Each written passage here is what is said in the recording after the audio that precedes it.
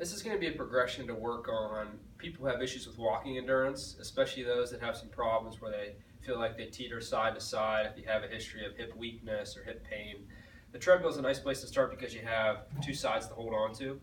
Initially, we're going to start by progressing your stride length, and then we're going to start progressing into going uphill, which is a nice transition to do more of a gradual uphill grade before you start focusing a lot on a step up. A couple important pieces with this. As I'm starting to increase my stride, this will look like more of a walking lunge. The tendency for most people is for their back to fall into this arch. So prior to doing this, it is a good idea to make sure you have some awareness of your pelvis, right? And make sure that as we are increasing the stride, you're keeping a little bit of tension in the stomach so that as you take a long step, my back doesn't just fall into this arch, but I try and keep a little bit of a flatter or posterior pelvic tilt as I do this. So this is going to go through the progression of it. So I'm going to reset this treadmill so it starts off nice and level. It's going to be more of a slow motion walk, so we're not going to be moving very fast. So I'm going to hit start, and this thing's going to start moving. Okay. Now I usually start people somewhere around like 0.8 miles an hour, 0.7, 0.8. Okay. So here's 0.8, and I'm walking on a level grade. I want to start off by trying to take a long stride, right? And as I do that, I'm really letting my back foot get all the way to the back of the treadmill before I step, okay? Now the other piece is my front heel. When my knee's straight and it strikes the ground, my knee will immediately bend and I'll go into a small lunge or a small knee bend. Now I want to use that front heel to pull myself forward, right? So if you can see my front knee, whenever my heel strikes, I don't let my knee do this, where it really caves forward past my toe. I want to have that heel pull me up.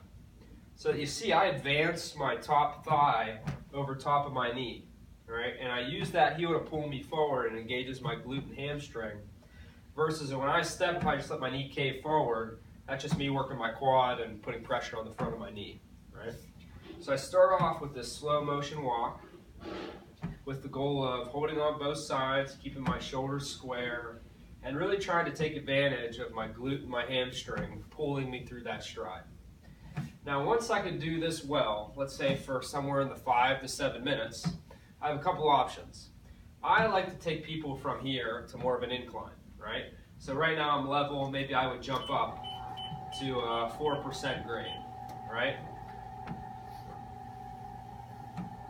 Now what I would do is going from that flat position, which is what I would do for the first few sessions that I would do it, working up towards, like I said, 5 to 7 minutes. Then maybe we throw in the grade and try to do the same thing.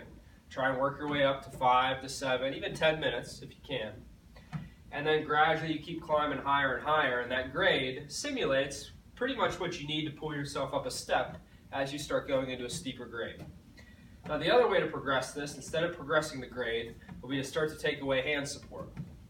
So the key here, and for this one I'm going to have the camera come around to the front so you can see my shoulders. So most people that have a weakness in their hip, whenever they step, say my right leg is the weak leg, whenever I step on that leg I'll tend to lean towards that side, right? This is kind of what people will look like. That right foot hits the ground and they'll lean. So starting off, if my right leg is the problem side, I'm going to take away my right hand because it's easier if I hold on with my left hand versus my right. So with each step, I try to really keep my shoulders square, especially if my right leg is the problem leg. So I may do this for some intervals where I have people working on taking hands off the handrail. So starting off with both hands, maybe for a minute, and then trying 10 to 15 seconds where I take my right hand off if my right leg is the problem leg. And if that's not so bad, maybe I'll try the same thing the opposite. Now, this will be a little harder, but I want to really see if I can keep my shoulders square whenever I put weight on my right leg, because I'm going to probably want to do this. So nice and slow, I'm really trying to focus really on a brief period of single leg balance as I'm doing this. But this is a nice way to progress your endurance while also working your glute and hamstring, because most of the time when we walk, it's a short step like this, and we're really not engaging a lot of stability from our hips because we're not moving our legs very far.